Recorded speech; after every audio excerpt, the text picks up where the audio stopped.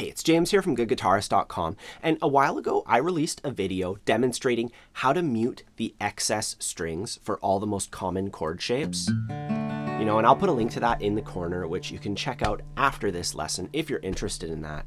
And, I got some questions from that lesson regarding how to mute the chords as you're strumming. So let's say you have a C chord, being able to do something like this.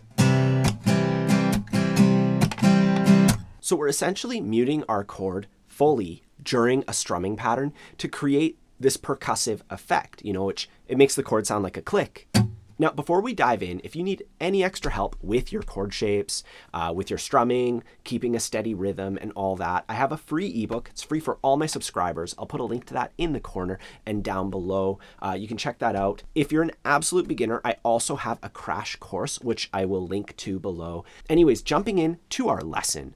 When it comes to adding muted strokes, for some chord shapes, it's really easy. For instance, with bar chords, you hold down the chord shape when you want it to ring. And if you want to make muted strokes, you just let off the pressure, but you keep touching the strings, and it turns into muted strokes. So even though the chord shape is more difficult, adding muted strokes is a no-brainer with bar chords.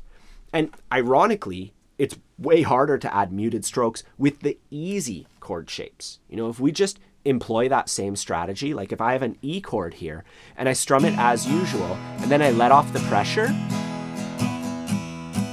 the open strings are still going to keep ringing out. These ones that I'm touching, they're muted, but the rest of it's still ringing out. So we need to employ some special strategies to mute those excess strings in a quick and efficient way that we can do during our strumming patterns.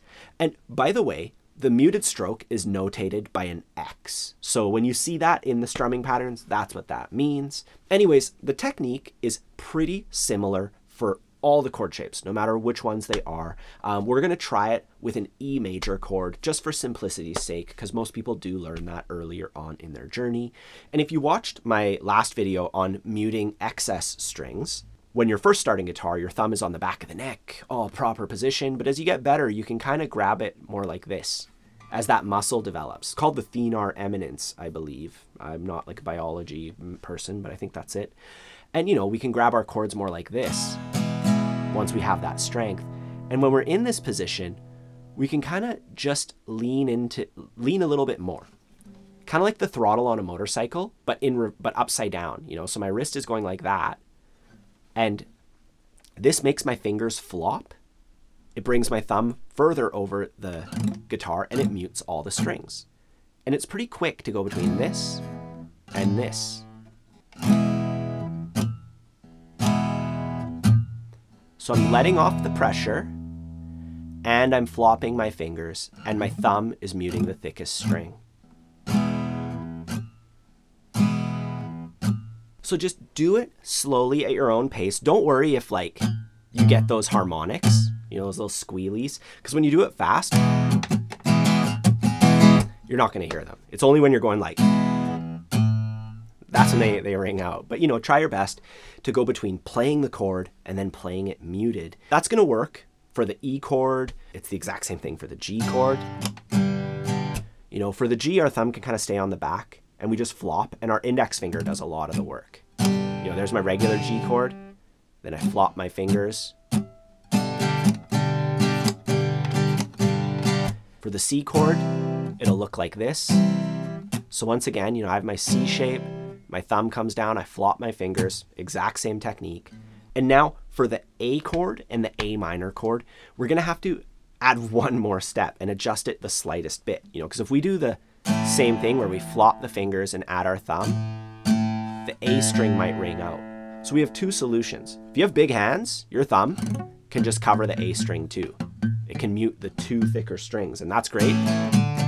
You're not changing too much at that point. But if that's not an option, like for me, that's not an option. I can't really reach it consistently. I can do it once to show you, but when I'm playing a song, it rings out if I do it that way. So I will use my pinky finger and actually reach it all the way up to the A string like that. So I have my A chord, my thumb goes over the thickest string, I release the pressure and flop these fingers, and then my pinky goes like this. And the pinky itself is doing like 90% of the work, right? So that's something to get used to, you know. Once again, do it the same way. Strum, mute, chord, mute. Doing it slowly and speeding up till you can kind of just go between it. Then adding it to a muted strumming pattern, which we'll get into in a minute. The same technique works for E minor. You know, we just go between the chord and muting it slowly, and then eventually we can add it to patterns because you're just so used to going between the two. Now for the D chord and the D minor chord, same thing, right? Our thumb has to cover even the D string.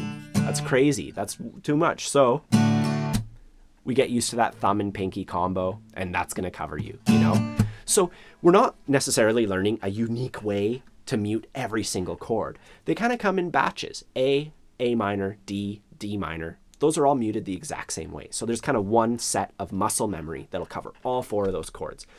E minor, G, C.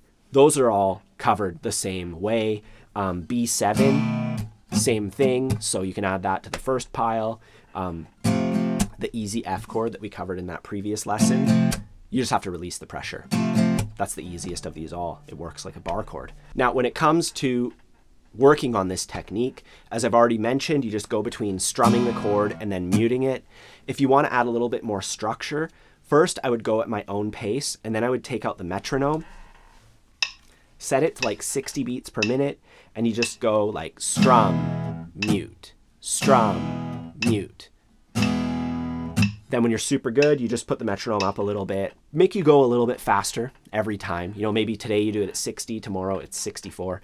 And you just do like 10 strokes per chord shape. Go through all the chord shapes. That would be like a minute and a half or something it would take you to do that at 60 beats per minute. And you have like, yeah, this little 2-minute workout that mutes all the chord shapes and is really systematic. You could do it with just a couple chord shapes. Like maybe this week you do the E chord and the A chord. Next week is G and C, and so on. You're gonna get pretty used to it that way, just exposing yourself to it every day.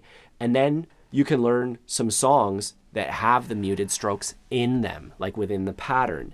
And recently, one of my students, he's a member of the Good Guitarist community, Chris Robinson, he's been helping me go through all of my existing lessons, and he's writing out the strumming patterns for them, you know, so I can actually tell you exactly which songs have those muted strums within them. And I'm going to put links to all of those down below. So a special shout out to Chris for helping me out and making that happen. I really do appreciate that. You know, and if you're not aware, the Good Guitarist community, it's just a place on my website for members of my courses, you know, people who take my premium courses where, you know, we hang out and you all can upload videos of yourselves playing, and I can watch that and I can like tell you, hey, change this, change that, and that way we can all get better together. There's all sorts of great stuff, and it's included with any of my premium courses. So I'll put a link down below to my courses page if you're interested in joining.